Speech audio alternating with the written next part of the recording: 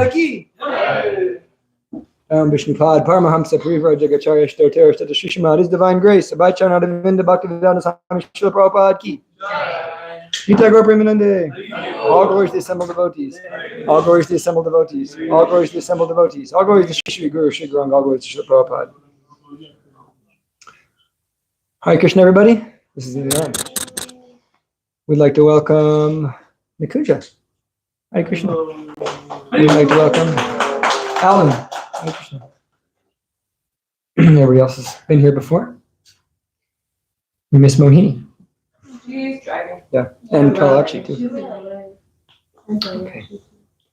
Om Ajnana Tamarandasya Gyananjana Shalakaya Chakshur Militam Yena Tasmai Sri Gurave Namaha Shri Chaitanya Manobhistam Stapitam Yena Bhutale Swayam Rupa Kadamayam Dadati Swapadantikam Vandeyam Shri Guru Shri Yuta Parakamalam Shri Gurun Vaishnavam Cha Shri Rupam Sagajatam Sagana Raghunatham Vitam Tam Sajivam Sadvaitam Savadutam Parijana Sahitam Krishna Chaitanya Devam Shri Radha Krishna Padan Sahagana Lalita Shri Vishakanvitam Scha Hey Krishna Karuna Sindhu Dina Bandhu Jagatpate Gopesha Gopika Kanta Radha Kanta Namostate Tatta Kanchana Gaurangi Radhe Vrindavanishwari Vishubhanusute Devi Pranamami Hari Priye Namaste Girirajaya Shri Govardhana Namane Nashesha Klesha Nashaya Paramananda Daine Vancha Kalpatarabhyascha Kripa Sindhu Vyevacha Patitanam Pavanebhyo Vaishnavebhyo Namo Namaha Jaya Shri Krishna Chaitanya Prabhu Nityananda Shri Advaita Gadadhar Shri Vasadi Gaur Bhaktivinoda Hare Krishna Krishna Krishna Hare Hare Hare Rama, Rama Rama, Hare Hare. Marika Bando Matsangin, Madguru Manmadana, Madnistaraka Madbhagya, Marananda Namostute, Asaru Saru Tadayan Adini Chochata Karana Muncha Karachinmam, Primna Hritkatayos Paraha. Om Namo Bhagavate Vasudevaya.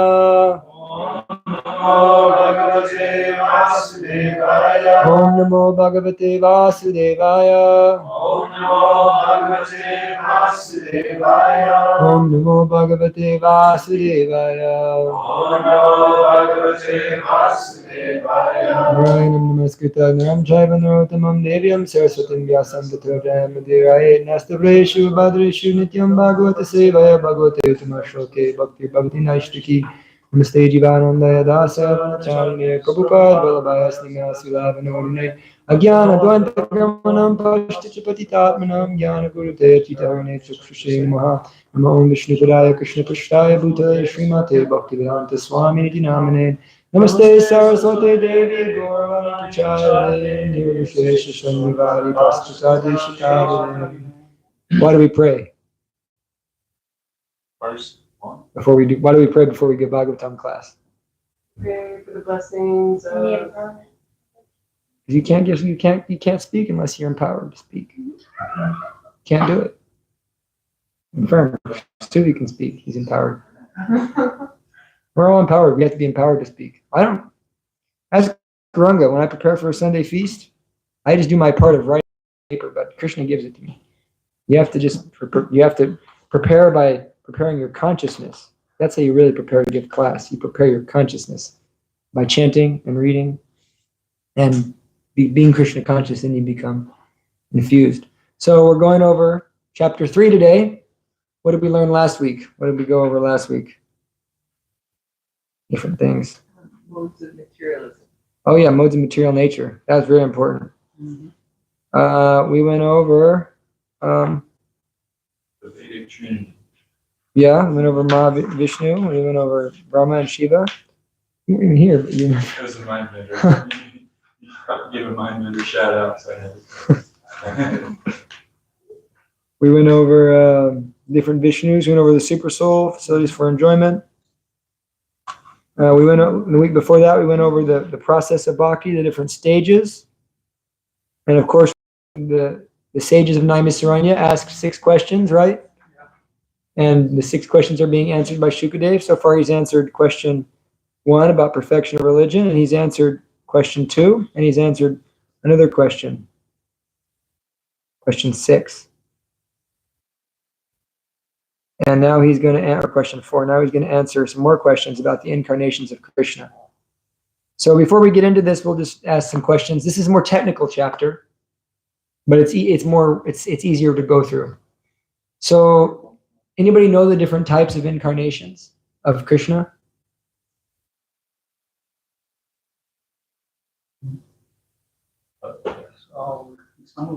You got the Guna avatars, Guna avatars, Shakti Vesha avatars, Shakti Vesha avatars, Purusha avatars, Purusha avatars, Lila avatars, Lila avatars, Guna, oh wait, no, Yuga avatars. Yuga avatars. You got it.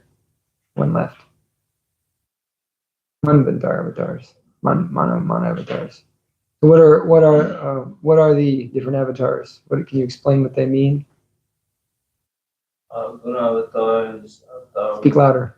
Guna avatars that are in control of the 3 different modes of nature. Shakti Vesha avatars are generally Jiva souls are empowered directly by the Lord. Okay.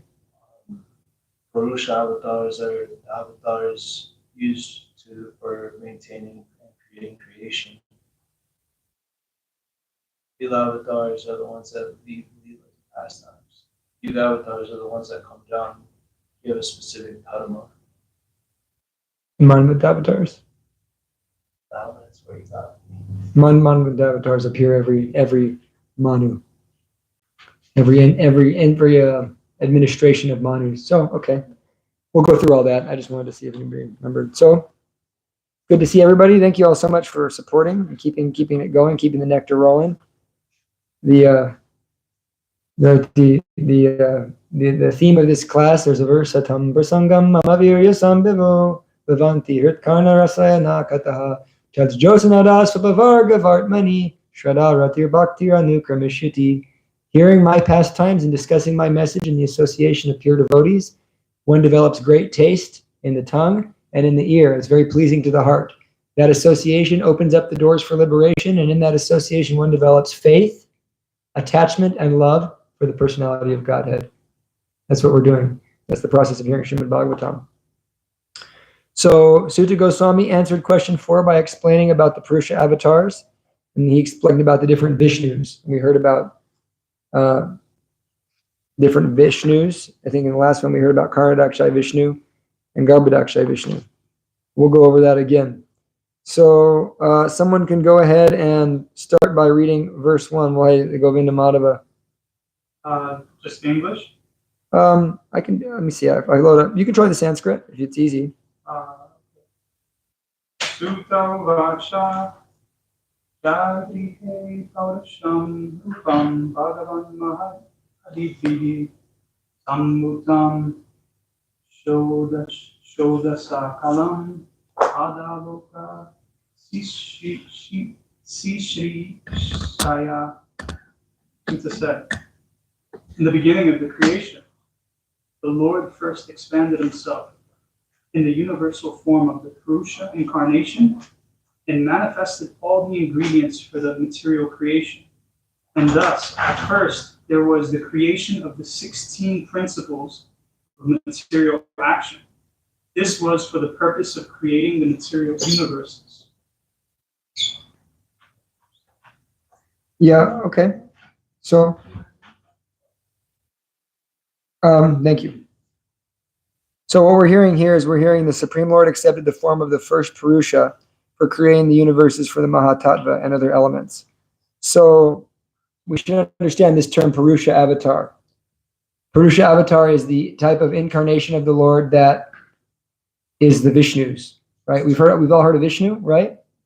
So that's an important term to remember because this is a term that's used a lot in our movement, Purushottama Yoga. So the Purusha avatars are the avatars that are essentially the avatars of Mahavishnu, Lord Vishnu.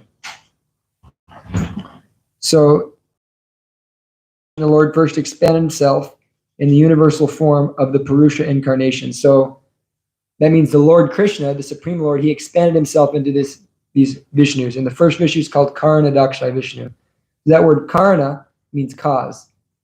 Karan means cause. So the cause of all causes, like we hear about Ishvara Parama Krishna, Satchidananda Vigraha, Sarva Karana Karanam. So that verse from the Brahma Samhita, Krishna is the supreme controller, Ishvara Parama Krishna, and his body is full of knowledge, bliss, and eternity.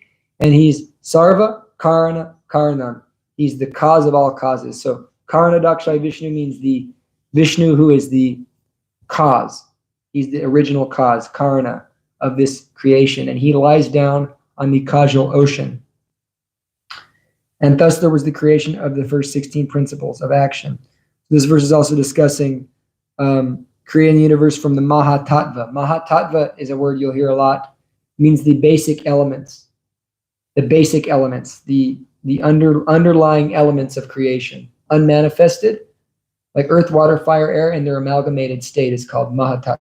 Is that clear? It's a lot of technicalities. We won't go so deep into them. Go ahead and read the next verse, someone. I'll read the Sanskrit. Yasyam basi sanyasya yoga nidram vitan vataha nabiradam bhujad asid brahma vishva shrujam pati. We're going to read. Part of the Purusha lies down within the water of the universe. From the navel lake of his body struck the lotus stem. From the lotus flower atop the stem, Brahma, the master of all engineers in the universe, becomes manifest. Okay, so from Karna Dakshai Vishnu comes the second Vishnu. This is known as Garbhodakshai Vishnu. So in other words, this is our theology here. This is our Krishna conscious theology. The original incarnation, original personality of Godhead is Krishna. Krishna expands different incarnations, different expansions of God. Krishna's business is not creation and maintenance and all this stuff. It's not Krishna's business. Krishna's business is basically love. That's Krishna's business.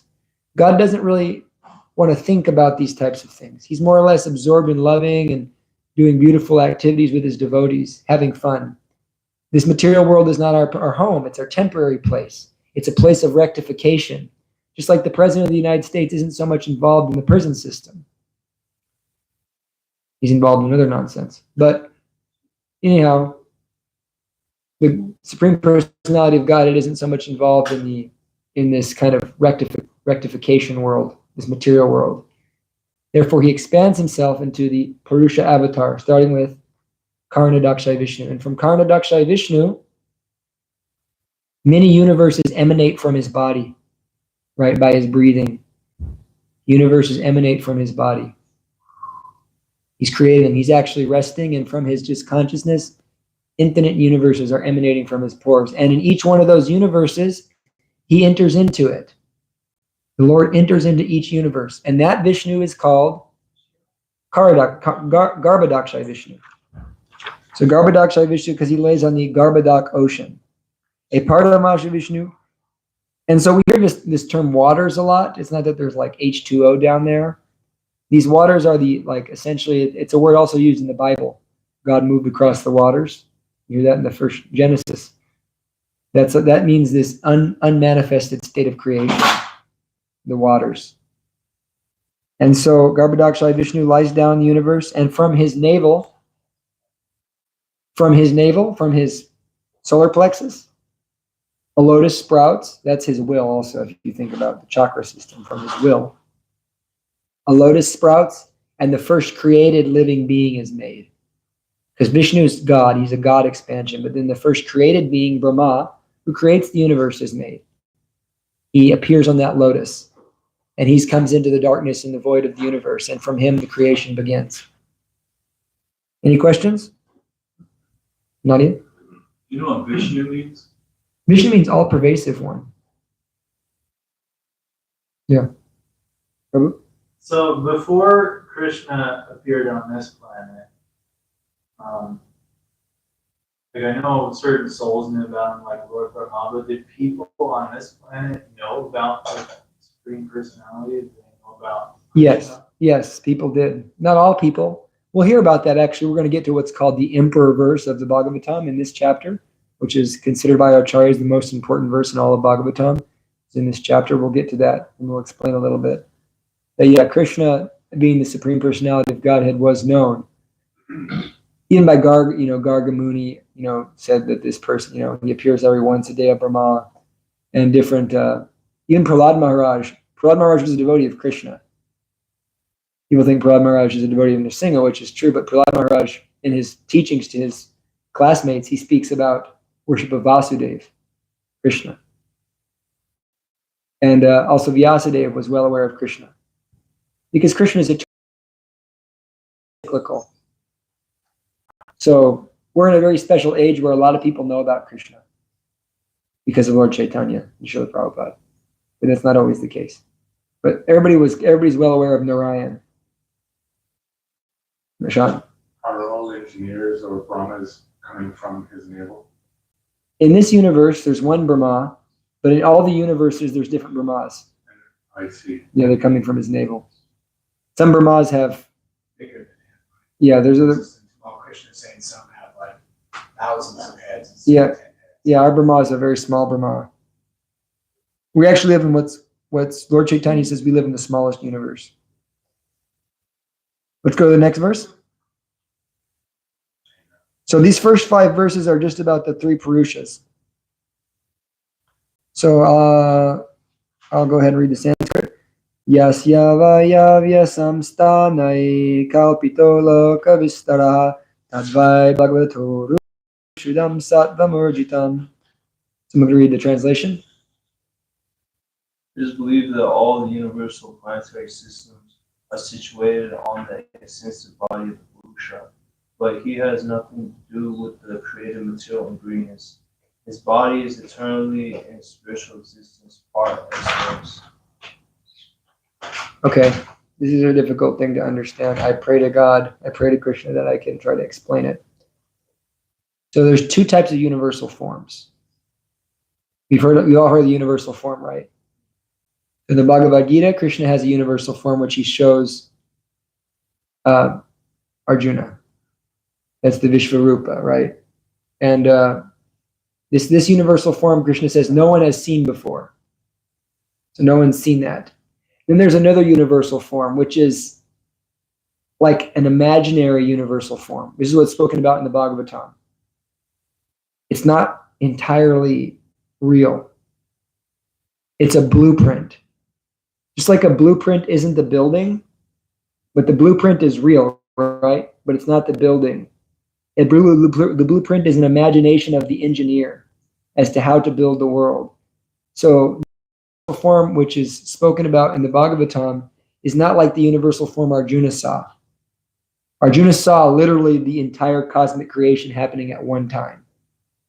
Like Krishna's mercy. He saw past, present, future, all things in all places at all times in one spot.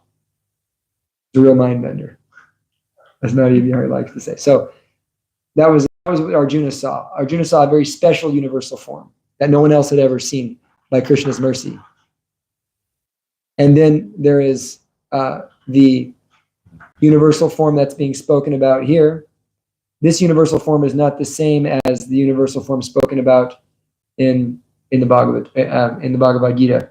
This is like a blueprint of the creation, which was essentially downloaded into Lord Brahma. So Lord Brahma got a universal form. He saw it, and from that universal form, he created the universe. And therefore, the imagination, it's for our purification that we begin to see. And we'll hear about that in the 2nd canto, but we'll just go over it now.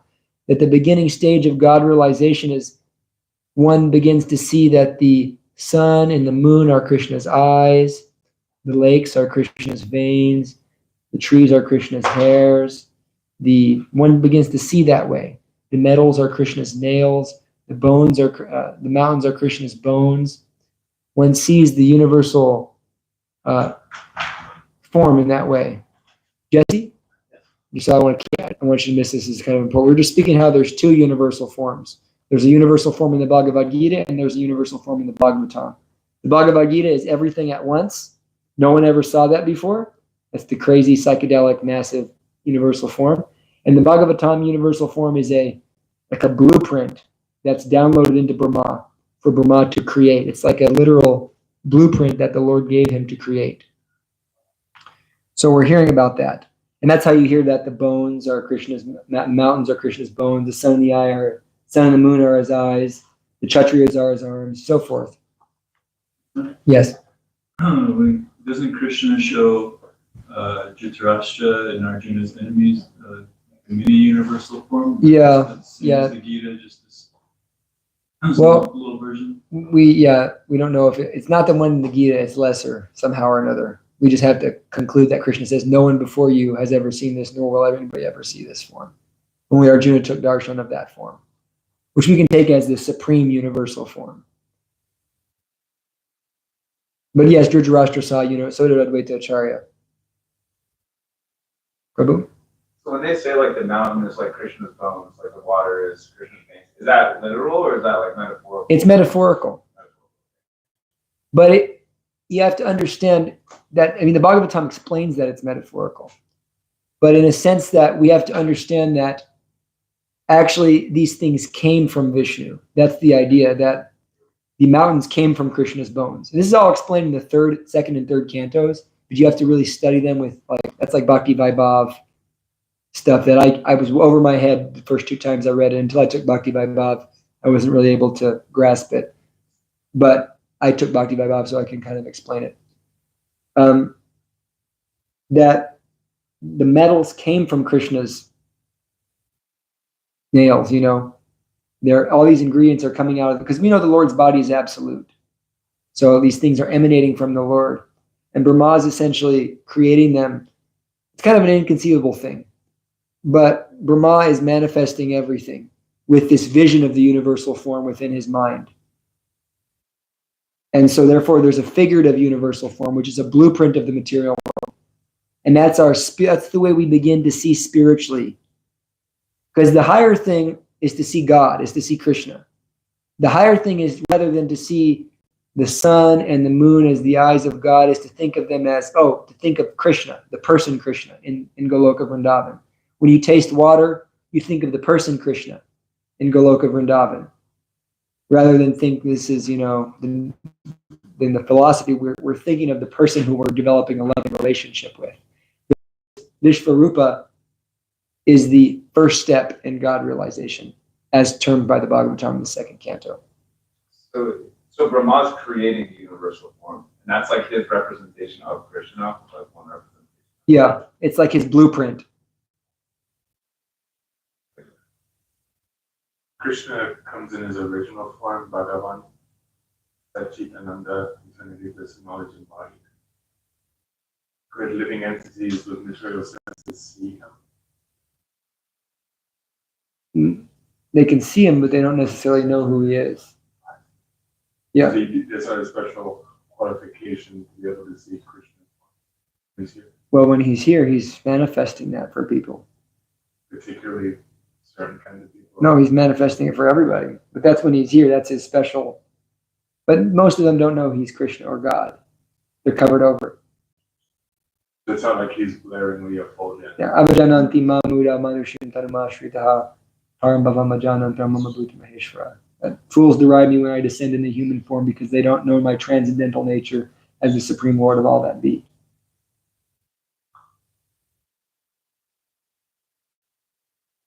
So, is that clear? That makes sense? That the universal form is like a blueprint? So then we'll go to the next verse. We'll have... So wait, there's three Purushas. One is the unmanifested element. One is the one that enters the element. One is what? We haven't got to the third one.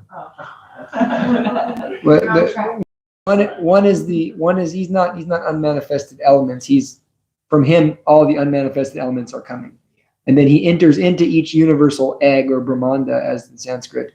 He enters into each universe, and then from him emanates the first creator. And then we're going to hear about Kshura Daksha Vishnu and into everybody's heart. That's called the super soul. All around us right now. Someone can read verse 4. The devotees with their perfect eyes see the transcendental form of the Purusha, who has thousands of legs, thighs, arms, and faces, all extraordinary. In that body there are thousands of heads, ears, eyes, and They are decorated with thousands of helmets and glowing earrings. Are adorned with garlands. Okay, so there's some dichotomy experiencing that. We know that Garbhodaksha Vishnu has 4 hands, and now we're hearing about 1,000 hands and so forth. So we're hearing about the Vishva Garbhodaksha Vishnu, or the universal form of Garbhodaksha Vishnu, which is a figurative form. The devotees are seeing like that. And so it's kind of an interesting thing. And we'll keep going. Is that cool? So the universal form is the Garbhodaksha Vishnu? The universal form is like it's like you have a thought. If you have an idea, I can't see that idea, but the idea is real, right? So in the same way, the universal form is like an idea in the mind of God. It's real. It's just as real as Krishna, but it's not actually,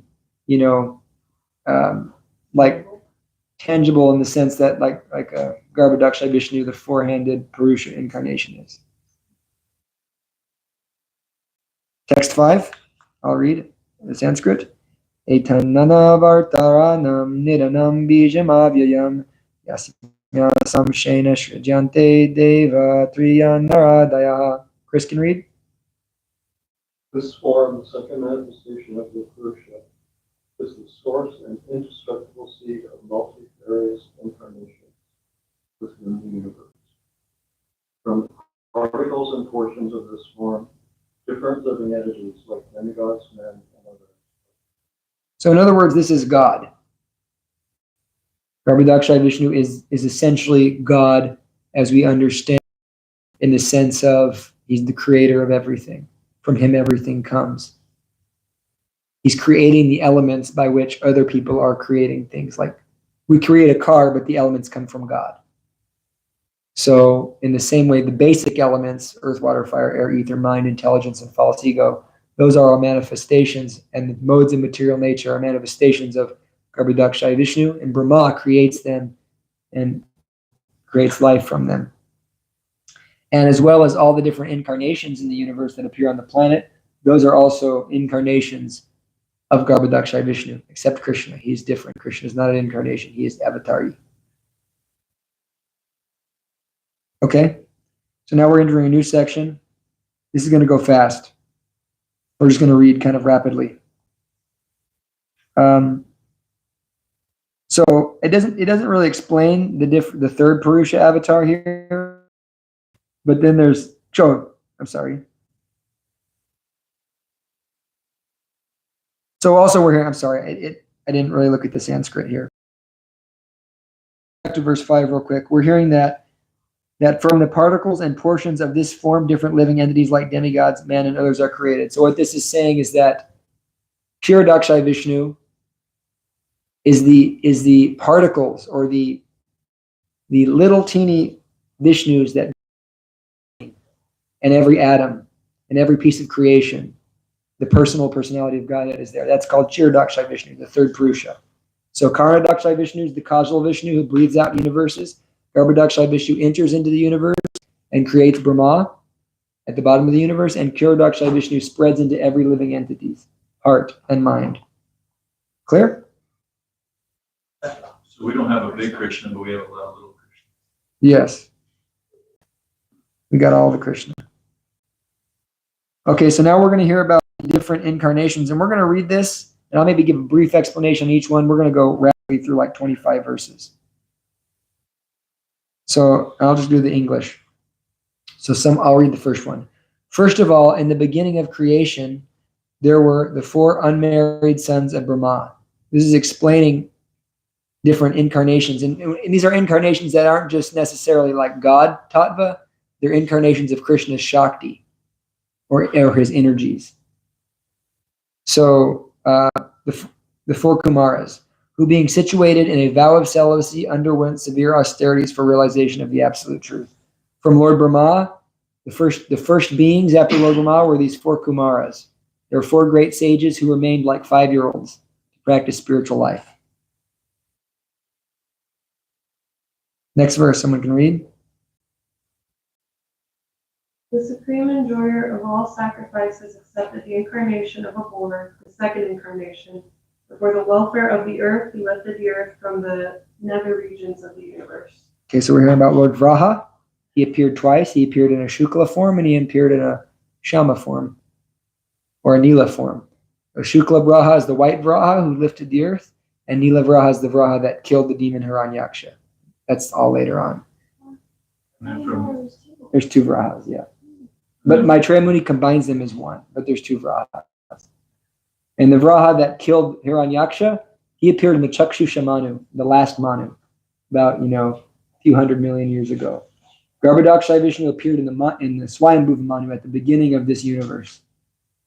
Before humans even existed, that Vraha appeared. Very inconceivable, powerful incarnation of the Supreme Personality of Godhead. The Lord Chaitanya shows him too, right? Yeah, Lord Chaitanya shows him in House of Murari Gupta. So Vraha, that's the name of this incarnation. It's in the purport. He's called Vraha. Anyways, he's a boar. Incarnation of boar. Lord Boar sometimes. Otherwise referred to. Everybody say, "All hail Lord Boar."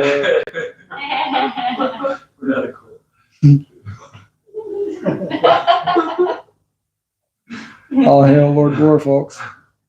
Alrighty, next verse. In the millennium of the Rishis, the personality of God had accepted the third empowered incarnation in the form of Devarsi Narada, who is a great sage amongst the demigods. He collected expositions of the Vedas which deal with devotional service and which inspire non-fruitive action. So we're hearing about the great sage Narada Muni. He's the guru of Prahlad. He's the guru of the author of the Vedas. He's the guru of so many great devotees. He's the direct disciple of Lord Brahma and the most powerful devotee in the universe. Very powerful personality. And he's not God himself, but he's an incarnation of God's devotional energy. Not as powerful as Lord Chaitanya, but he is Srivas, he's an incarnation of Krishna's energy of a devotee. So he's not a jiva. He's a jiva, but he's like a Shakti Vaishya avatar. Shakti Vaishya avatar, even Jesus is a Shakti Vaishya avatar. Incarnations of Krishna's potencies. Which the Prabhupads often sometimes consider Shakti Vaishya avatar. Buddha is a Shakti Vaishya avatar. And Shakti Vaishyas aren't posts, right? They're just a person that is that. They could be posts. So that's Narada. Next verse. In the fourth incarnation, the Lord became Nara and Narayana, twin sons of the wife of King Dharma. Thus he undertook severe and exemplary anesthetic to control the senses. So Narayan, he's still here on the planet, performing austerities in other places in an invisible realm. Next verse. Fifth incarnation named Lord Kapila is foremost among perfect beings. He gave an exposition of the creative elements and metaphysics to Asuriya Brahmana, for in course of time this knowledge had been lost. So there's an important point here about Lord Kapila. There's two Kapilas. There's the atheistic Kapila Muni, who wrote a philosophy in the recent modern times, an atheistic Sankhya scientific philosophy. Then there's the incarnation of God Kapila, who's Krishna himself, full incarnation of the Supreme Lord, and who spoke this knowledge of Sankhya to his mother, Devahuti. That's all in the third canto of Srimad Bhagavatam. Sankhya means the understanding of matter and spirit through analytical study. How are these incarnations different? Some of them are and some of them aren't. Jesus is a Shakti Vaishya avatar, according to our acharyas, meaning that he's a normal soul like you or me, but he's empowered to the maximum potency. And some of these guys are, like Narada, whereas other incarnations are the Supreme Lord himself, like the Father. Jesus is the Son, and God's the Father. Some of these are incarnations of the Father, and some of these are incarnations of, representatives or sons or so forth. Go ahead. Almost like they're in their spiritual body in the material world. Jesus had a full spiritual body. That's why he was, that's why he was resurrected. Can the Shakti Vaishya avatar liberate someone? Yes. If they have that potency. Shakti Vaishya avatars, if they're in a Shakti Vaishya avatar for like King Prithu, he's also like you or me, but his Shakti his Shakti is to rule. Whereas Jesus' Shakti is the mercy of God, the Karuna Shakti. Narada's Shakti is the Bhakti Shakti. He's an incarnation of Bhakti. And so Lord Shiva is also a Shakti, or Lord Brahma is also a Shakti Vesh avatar. He's an incarnation of Raja, of passion, of creative energy. Although he's a Jiva, he's empowered to do so. And there's times where a Shakti Vesh avatar could be Jiva or could be Vishnu Tattva. Like I've heard that sometimes the Buddha comes, and if there's a qualified soul to be the Buddha, then the Buddha is, the Buddha. But sometimes Vishnu himself becomes the Buddha because there's no one qualified to be the Buddha. Same with Brahma, right? And Brahma also, yeah. And Indra also, actually. If there's no qualified person to take these higher posts of if there's no one qualified to be the president of the universe, Brahma, then even Vishnu will come and take that role. So people who worship Jesus, they might be able to get liberated or like out of the material world through Jesus. Absolutely. There's absolutely no, yeah, absolutely. Jesus doesn't promise going back to Godhead, he promises salvation. And he doesn't take you to Goloka Vrindavan, he may take you to Vaikuntha or heaven, heavenly planets. But in any case, he's a guru, he's leading us on the path of love for God. And therefore, we offer him all respect. Yeah, I mean, I can go into a whole college thesis on Jesus. That's a whole different topic. So shall we continue? Yeah. That was Kapila. Next one. Sixth incarnation of the Purusha was the son of sage Atri. He was born from the womb of Anasuya, who prayed for an incarnation. He spoke on the subject of transcendence to Alarka, Prahlad, and others, Yadu, Aya, Yeah, this is Dattatreya, Lord Dattatreya. And we'll just continue on. That's all fourth canto stuff. We'll get to that. Seventh incarnation was Yagya, the son of Prajapati Ruchi, and his wife Akuti. He controlled the period during the change of Swayambhuva Manu and was assisted by the demigods such as his son Yama. Lord Yagya is interesting. He played the role of Indra, although he was the Supreme Lord. Next verse. Sorry, what's a Manu? Oh, a Manu is actually the first human being after a destruction. So a Manu is a progenitor, meaning like he's the human who is the Adam essentially of the human race in Christian terms. And since there's a periodic annihilations throughout one universe, this planet gets wiped out and recreated a few times. Actually, it gets 14 times it's wiped out and recreated.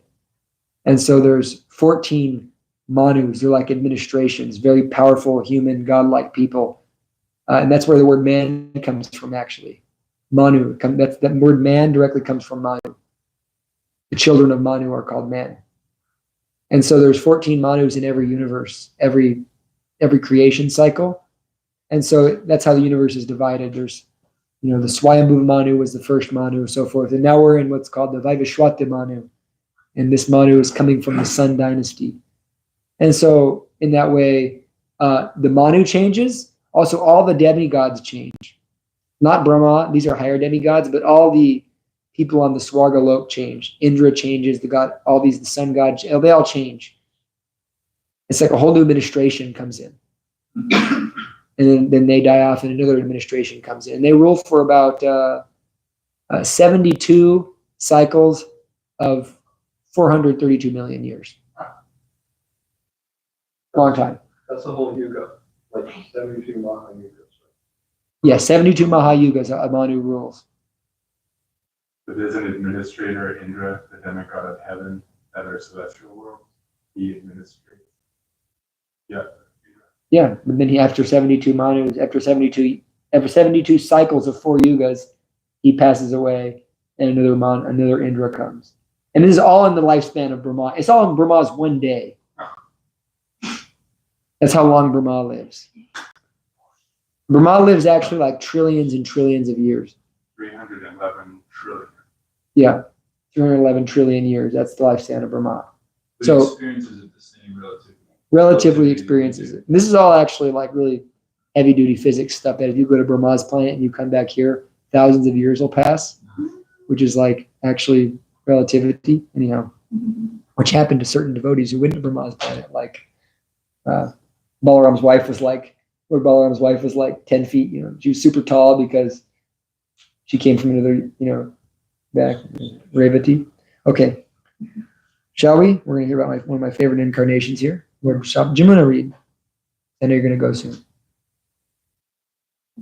O Brahmanas, in the ninth incarnation, the Lord. Wait, we're on 8. We're on 8. Oh, 15. We're on 8? We're in the 8th incarnation, so. Oh, okay. The 8th incarnation was King Rishabha, son of King Navi, and his wife Merudevi. In this incarnation, the Lord showed the path of perfection, which is followed by those who are fully controlled by senses and who are honored by all orders of life.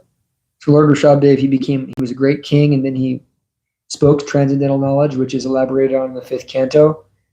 And then he became a avadut, and he wandered around without clothes on, and people were, treating him terrible and spitting on him, and he was treated all horrible. But actually, he was the Supreme Personality of Godhead. But he was showing how he didn't care. He was completely neutral. He had no false ego whatsoever. He was setting this example of someone who's completely liberated and not in his body. It's really far out. Read the 5th canto if you want to know more. Stick around, folks, for like 5 years, and we'll get there. All right. Next verse. O Brahmanas, in the 9th incarnation, the Lord prayed for, by sages, accepted the body of King Prithu, who cultivated the land to yield various produce. For that reason, the earth was beautiful and attractive. So King Prithu was a Shakti Vaishya avatar. He was an incarnation of the Lord's ruling potency, meaning he was the perfect king. He was an incarnation of the Lord's potency to rule everything. And so he appeared after the great demon Vena appeared on the planet. Vena was a psychotic demon who he was like murdering. It's the first actual oldest instance of a child serial killer. Vena very frequently murdered his childhood playmates. And he strangled them. And then he upset the Brahmins, so the Brahmins cursed him to die, and he died immediately. And therefore Prithu came later to save him, or to save the world from Vena's craziness. Okay, next verse. When there was a complete inundation after the period of the Shusha Manu, Yep. and the whole world was deep within water, the Lord accepted the form of a fish and protected Vaivasvata Manu, keeping him up on the boat. So this happened just a few million years ago, folks. This is recent history here. Wait, keeping him up. Wait. Does this mean this is Moses? Because he was on the boat. Noah. I mean Noah, not Moses. Noah. Well, Noah does relate to this, but it's a different thing. But Yeah. Same central topic. But Vaivasvata was, he was essentially like the world was going to be annihilated, and Vaivasvata was saved by this incarnation Matsya, and so then Vaivasvata became the next progenitor of mankind. We're all descended. It's called Ranger. Oh. He said it's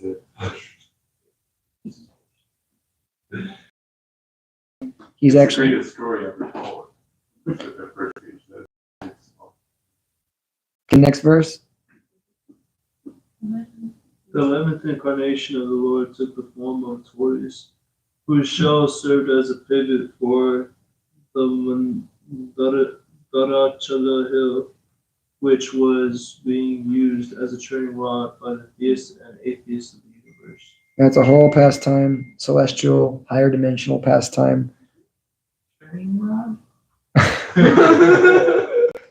Yeah, Like you're accepting It's all a the whole other things. it's a whole pastime. There was a big battle between celestial demons and demigods, and in the higher dimensional regions, they were churning the ocean, and all these things were being created, and all these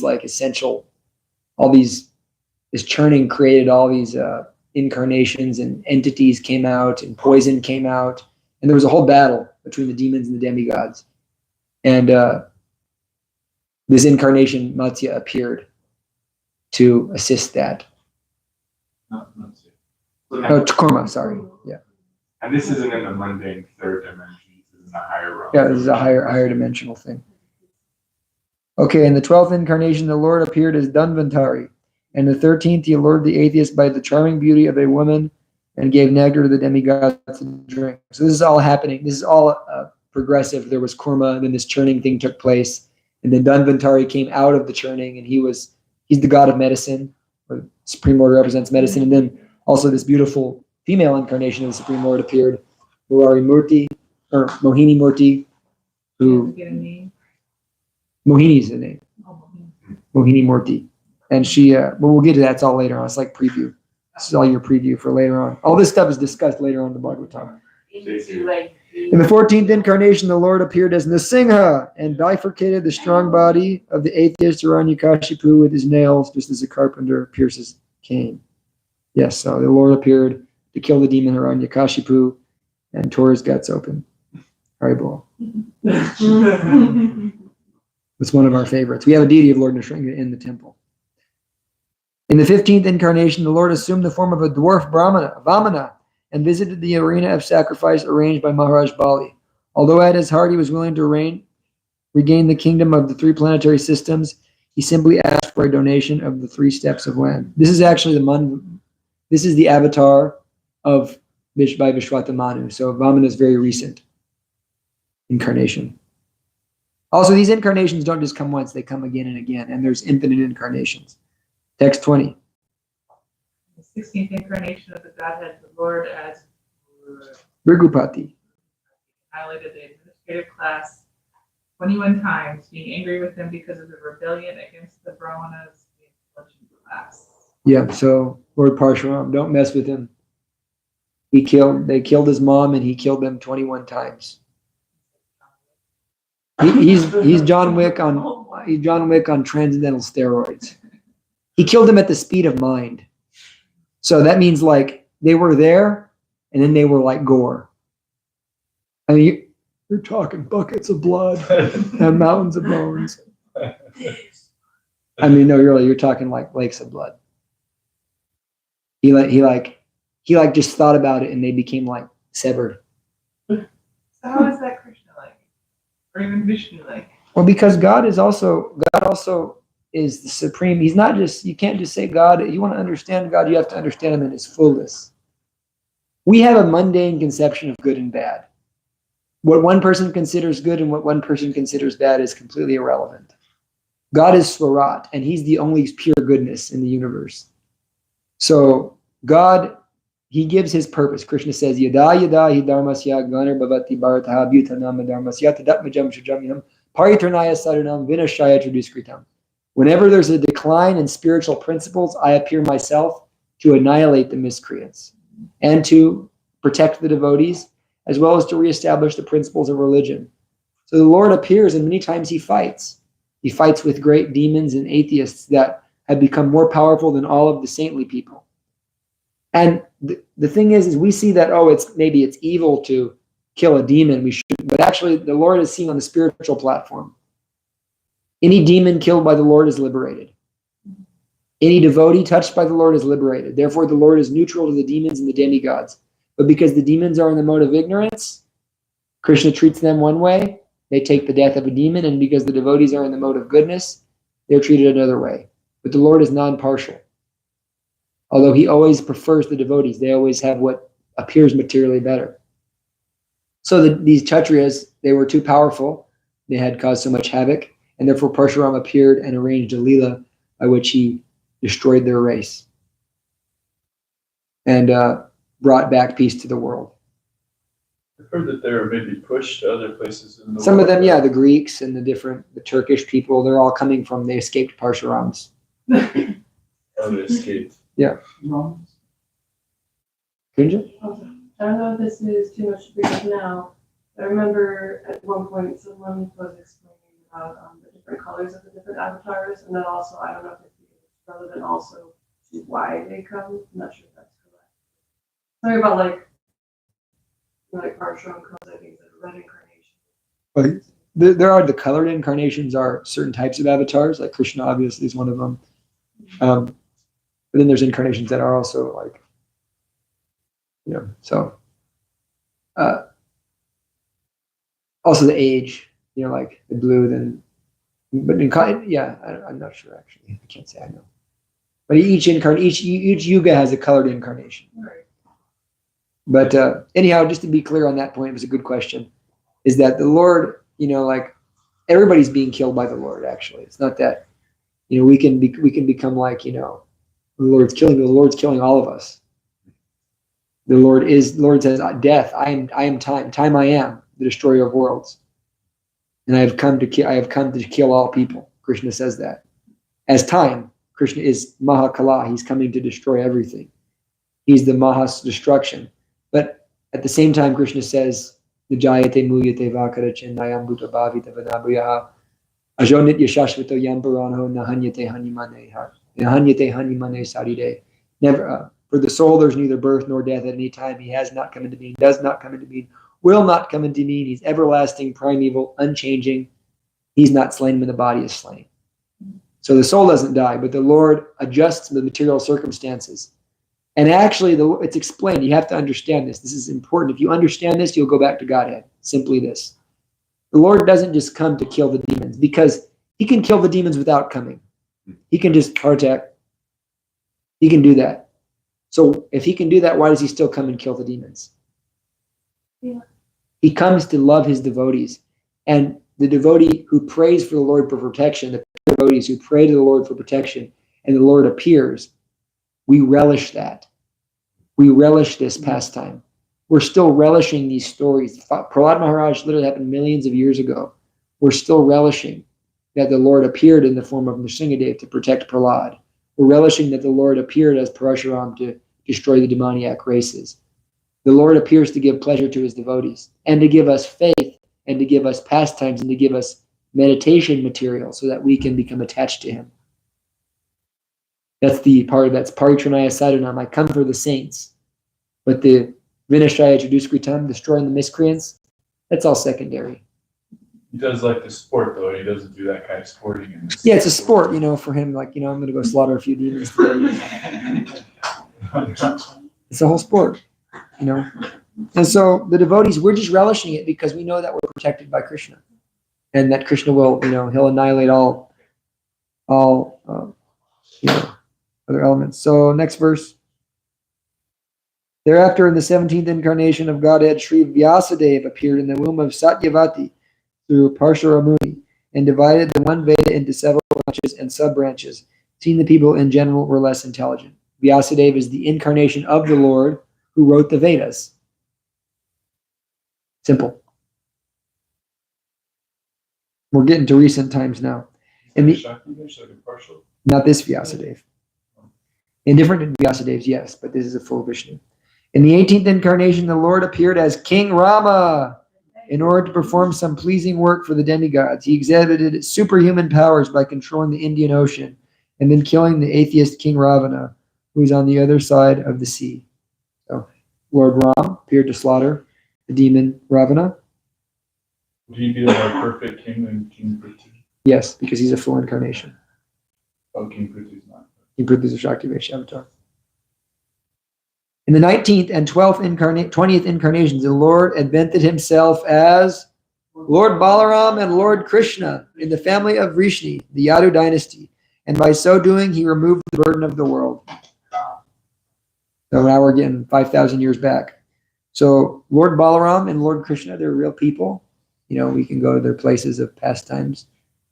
And of course, we understand that Lord Vishnu appears to incarnate as Lord Krishna, although even Krishna is the supreme personality of Godhead. He's an incarnation. Vishnu's an incarnation of him, actually, but Krishna appears like an incarnation of Vishnu. And what was this burden they removed? The burden was the powerful warlords on the planet at that time. Great Kshatriya kings like Duryodhana, Jarasandha, Kamsa. These were greatly powerful kings, demoniac kings. Their armies were extremely powerful, and therefore the people on the earth herself actually went to Lord Brahma and said, I'm burdened down by the warriors, by these psychotic rulers on my planet, on me, my body. Can you please pray to the Lord Vishnu that he comes and saves me? You mean Krishna appears to come from Vishnu just in the scripture speaking? Purport. The specific mention of the word Bhagavan in this text indicates that Balaram and Krishna are original forms of the Lord. So what the saying is that, yes, it appears that Krishna is an incarnation of Vishnu because that purpose of Vishnu is fulfilled by Krishna when he leaves Vrindavan. But the Vrindavan Krishna, that is the original personality of Godhead. Omar. So That's all are technical all stuff. these incarnations just like specific to this universe, or is it all the universes he incarnates the same way? He incarnates in all universes, but we'll hear in the later verses that there's infinite incarnations, that they're like waves in the ocean. You can't count them all. It's unlimited. This will be further explained later. Lord Krishna is not an incarnation of the Purusha, as we learned from the beginning of this chapter. He is directly the original personality of Godhead, and Balaram is the first plenary manifestation of the Lord. That's the purport. Prabhupada writes. Okay. Then in the beginning of Kali Yuga, the Lord will appear as Lord Buddha, the son of Anjana, in the providence of Gaia, just for the purpose of deluding those who are envious of the faithful theist. Amazing. Buddho Namanjana Sutaha. There it is. Lord Buddha is an incarnation of Vishnu, folks. And so this is, by the way, this Bhagavatam was written about 1,000 years before the appearance of Lord Buddha. So, you had a question, Garanga? No, I was about to mention that. So, yeah, then in the beginning of Kali Yuga, so the Buddha appeared to bewilder the atheists and to bring them back to goodness, because they were just totally, and so he brought them back to goodness, like be a good person, follow the middle path, and then have devotion to me, and I'm Krishna anyway, so I'll give you benefit. That's Krishna's trick. This is Buddha number 1, right? Talking what? Yeah, we're talking about Gautama, the original Buddha. Although there's many Buddhas, actually. This is just the Buddha. It happens Buddha comes time and time again. And sometimes he's a jiva, and sometimes. Sometimes he's a jiva, sometimes he's a Krishna. Yeah, or Vishnu Thakur. Thereafter, at the conjunction of 2 yugas, the Lord of the creation will take his birth as the Kalki incarnation and become the son of Vishnu Yasha. At this time, almost all the rulers of the earth will have degenerated into plunderers. So this is at the end of Kali Yuga, when it gets real bad, things start going real south. At that time, Kalki will appear and he will rectify the situation. Also, we hear in the Bible, same description. Jesus will appear on a white horse with a sword and, take some names. And so we hear the. Is this physically or energetic? Be a physical incarnation. Yeah. Is Kalki a full avatar? Kalki is a full avatar of Vishnu. This is 400,000 years from now. 400,000 years in the future. Now we're in the future.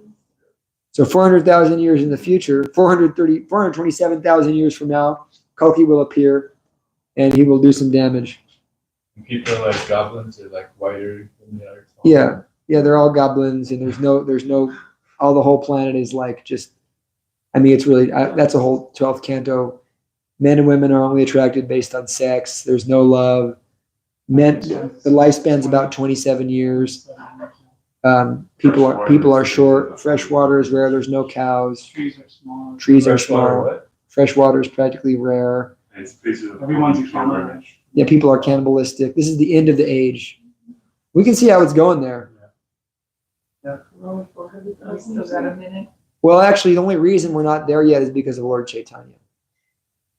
It's a special Kali Yuga, where this Kali Yuga is held back for 10,000 years by the mercy of Chaitanya Mahaprabhu. Because people are taking to the chant, there's still the most powerful form of sacrifice taking place, in the term of chanting the holy name. Is Lord Kalki? Is Lord Kalki white? Lord Kalki is, I think I forgot his color. He was white. Yeah, I think he's. It just seems weird with his horse is white, it says. Yeah, he's got a white horse. And then aren't we, so yeah, isn't this Kali Yuga is special because Lord Chaitanya appears during this Kali Yuga? Because he doesn't appear every Kali Yuga. Yes, he doesn't appear every Kali Yuga. We're going to get to verse 28 and we'll stop at 28.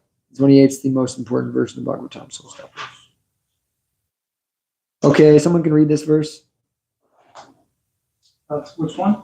26? 26, yeah. O Brahmanas, the incarnations of the Lord are innumerable, like rivulets flowing from inexhaustible sources of water. Right? So the incarnations of the Lord are innumerable, and there's unlimited incarnations of the Lord. Unlimited. The Lord's unlimited. We can't know all his incarnations. It's impossible. 27. All the rishis, manus, demigods, and descendants of Manu, who are especially powerful, are plenary portions or portions of the plenary portion of the Lord. This also includes the Prajapatis. See that? It's on the sky. Okay, here it goes. Text 28.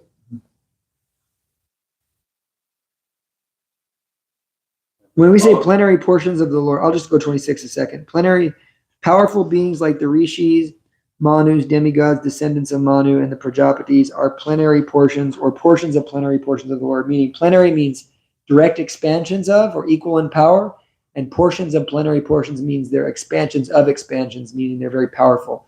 So all the powerful beings, the rishis, the great sages, the manus, the fathers of mankind, the demigods, the powerful descendants of Manu, and the Prajapatis, those who are giving population to the universe, they're all empowered by Krishna, especially empowered people, incarnations of his energy. And then the most important is called the Imperverse of Bhagavatam. Ete chamsha kala pumsha krishnastu bhagavan swayam indrayi vakilam lokam mridayanti yuge yuge. Go ahead and read, Govinda. All of the above mentioned incarnations are either plenary portions or portions of the plenary portions of the Lord. The Lord Sri Krishna is the original personality of Godhead. All of them appear on planets whenever there is a disturbance created by the atheists. The Lord incarnates to protect the theists. Purport. In this particular stanza, Lord Sri Krishna, the personality of Godhead, is distinguished from other incarnations. He is counted amongst the avatars because out of his causeless mercy, the Lord descends from his transcendental abode. Avatar means one who descends. All the incarnations of the Lord, including the Lord himself, descend on different planets of the material world, as also in different species of life to fulfill particular missions. Sometimes he comes himself, and sometimes his different plenary portions or parts of the plenary portions, or his differentiated portions directly or indirectly empowered by him, descend on this material world to execute certain specific functions. Originally, the Lord is full of all opulences, all prowess, all fame, all beauty, all knowledge, and all renunciation. When they are partly manifested through the plenary portions or parts of the plenary portions, it should be noted that certain manifestations of his different powers are required for those particular functions. When in the room small electric bulbs are displayed, it does not mean that the electric powerhouse is limited by the small bulbs. The same powerhouse can supply power to operate large-scale industrial dynamics with great volts.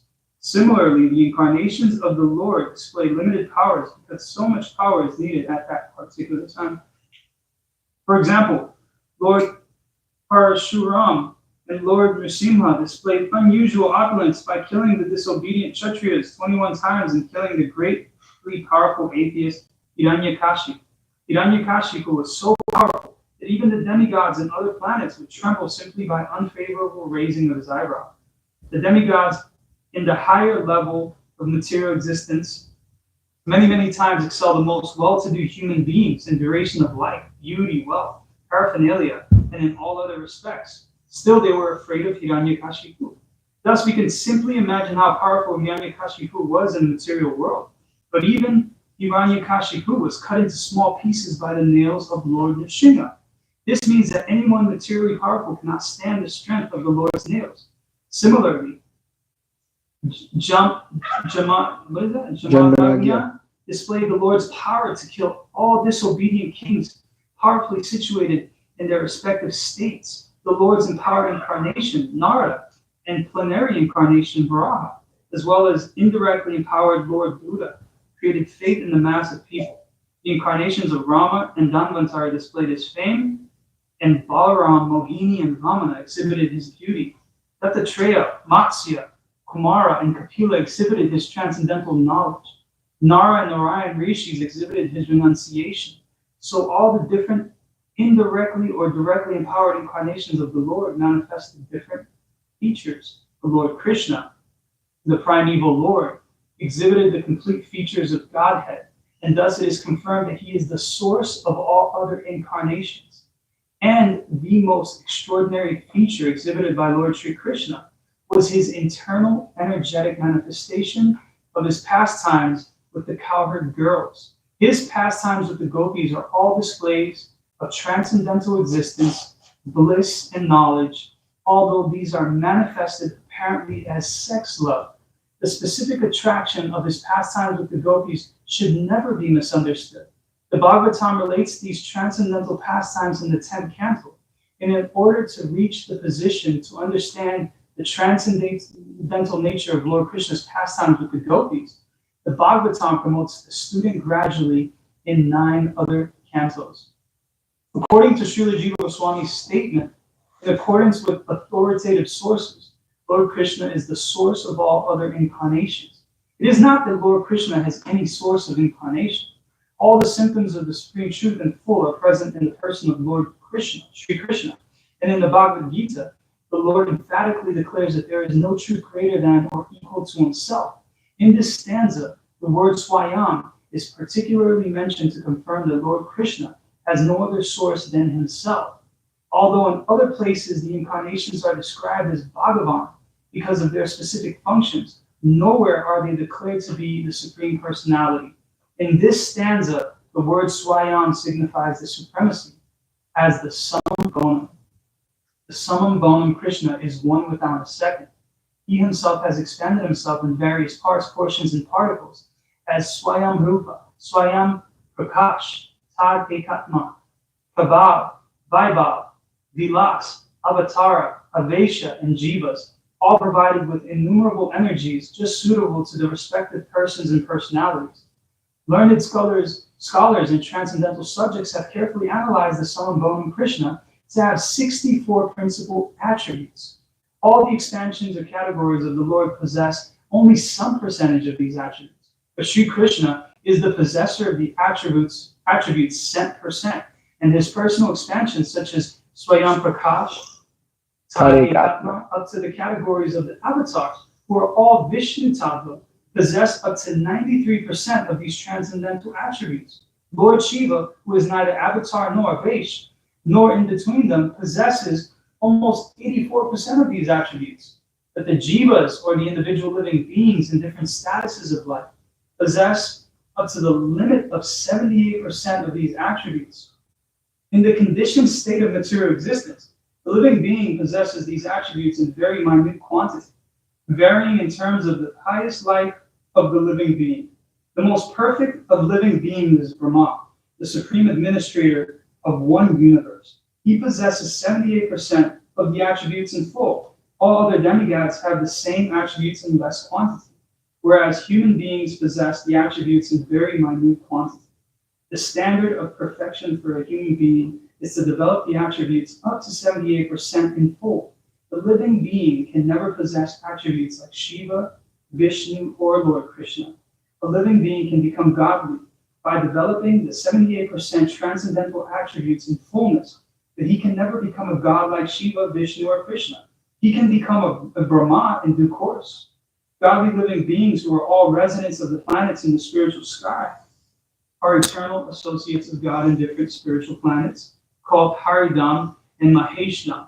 The abode of Lord Krishna above all spiritual planets is called Krishna Loka or Goloka Vrindavan, and the perfected living being, by developing 78% of the above attributes in fullness, can enter the planet Krishna Loka after leaving present material body. A lot, but Wow. point is, Prabhupada can explain that Krishna is the source of all other incarnations. He's Swayam Bhagavan because he possesses all 6 opulences in complete fullness, and he's the avatari. From him, all other incarnations are expanding. And to answer Jesse's question, yes, all the different sages knew about Krishna. Just like Valmiki Muni wrote the Ramayana many, many years before the Ramayana took place. Valmiki Muni is a character in the Ramayana, but he wrote it before the Ramayana took place. So Krishna also existed. He was known about by greatly enlightened sages, as well as Lord Chaitanya. But Krishna is the source of all incarnations, the Swayam Bhagavan. And Jiva Goswami has written books on this verse that pretty much, in essence, prove Krishna's originality over all other incarnations. I go so deeply into this topic, but the most important thing to understand is basically that Krishna is the Swayam Bhagavan, the source of all other incarnations, the original personality of Godhead, of whom all other incarnations are coming. And actually, of the 64 qualities, Vishnu has 60. So there's 4 qualities that Vishnu doesn't have, and one of them is Bhakti Madhuri. Krishna's devotees are very, very beautiful. Krishna's devotees are very sweet. The devotees of Krishna are the sweetest. Madhuri, they're sweet, like Mother Yashoda and Radharani. Vishnu doesn't have devotees like that love him in this way. They love him like God, but they don't have devotees that love him like Radha or Mother Yashoda. So Krishna's Bhakti Madhuri. Krishna's Rupa Madhuri. Krishna's form is the most beautiful form. Lakshmi Devi, though. Lakshmi Devi, she like serves him sweetly, right? Like, yeah, but she wasn't allowed. She was kicked out of Goloka Vrindavan. I was just thinking, like she massages Vishnu's feet, but not in the mood of Radha, not in that Goloka mood. She was not allowed in the rasa dance. They wouldn't let her. They wouldn't let her in. They wouldn't let her in the rasa dance. She wanted to enter and join you. Bhakti Madhuri, Vamsi Madhuri, Krishna plays the flute beautifully. Vamsi Madhuri, Rupa Madhuri, Bhakti Madhuri, Leela Madhuri. Yep, Krishna's Leelas are the sweetest of the sweet. And therefore, Krishna is the Swayam Bhagavan. He's the transcendental, original person. Beyond all. And Brahma confirms this. Ishvara Parama Krishna, Satchit Ananda Vigraha, Sarvakarana Karanam. Sarvakarana Karanam. He's the cause of all causes. Ishvara Para means the supreme controller Krishna. Satchitananda Vigraha. Anadir Govinda Sarvakarana. Govindam Adi Purusham Tamaham. He's the Adi Purusha, the original person. That percentage thing is interesting.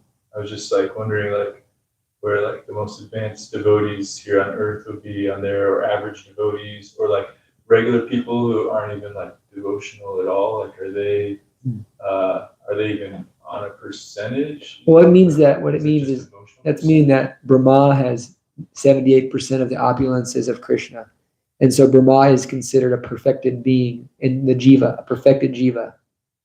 And so one who comes to the level of a Brahma, or on that level of pure devotion as Brahma, such a person can become 78% the qualities of Krishna. They have that potentiality. A jiva has that potentiality. So it's a devotional scale. It's basically the jiva. It's not that, the coverings. It's saying that you also have 78% of the qualities. Everybody does. Everybody has 78% of the qualities of the jiva, of Krishna. But we're covered over. But if you uncover you, that's who your natural position is. You can become very godly, but not like Lord Shiva and not like Lord Krishna. So that's 78%. That's like our 100. Yeah. It's like your full max. Yeah. What's Lord Shiva? 84%. I think my favorite is very attractive to all women. Oh yeah. Qualities of Krishna. Mm-hmm. He is. You have the 64 qualities of Krishna loaded up there? Yeah. Shall we read them and then take a little prasadam? Sure. Yes. With so nectar to hear. You can read them. Beautiful features of the entire body. Marked with all auspicious characteristics. 3, extremely pleasing. 4, effulgent. Light is emanating from it. 5, strong. 6, ever youthful. 7, wonderful linguists. Mm-hmm. 8, truthful. 9, talks pleasantly. 10, fluent. 11, highly learned. 12, highly intelligent. 13, genius. 14, artistic. 15, extremely clever. 16, expert. 17, grateful. 18, firmly determined. 19, an expert judge of time and circumstances. 20, sees and speaks on the authority of Vedas or scriptures. 21, pure. 22, self-controlled. 23, steadfast, forbearing, forgiving, brave, self-satisfied, possessing equilibrium, magnanimous. 30 is religious, heroic, compassionate, respectful, gentle, liberal, shy, the protector of surrendered souls, happy, the well-wisher of devotees. 40 is controlled by love, all auspicious, most powerful, all famous, popular, partial to devotees, very attractive to all women, all worshipable, all opulent, all honorable. 50 is the supreme controller. All of them are getting like more and more powerful, you know, like on the supreme control. Physical qualities follows. 51, changeless, all cognizant, ever fresh. Saksit Ananda, Eternal, full of knowledge and bliss. possessing all mystic perfections, has inconceivable potency, uncountable universes generate from his body. He is the original source of all incarnations. He is the giver of salvation to the enemies whom he kills. 60 is he is the attractor of liberated souls. 61, he is the performer of wonderful varieties of pastimes, especially his childhood pastimes. He is surrounded by devotees endowed with wonderful love of Godhead. He can attract all living entities all over the universes by playing on his flute. 64, he has a wonderful excellence of beauty which cannot be rivaled anywhere in the creation. Krishna Ki Jai. Okay. Liberal, like he's generous. Yeah, he voted for Kamala. Omar had some little prasad for us.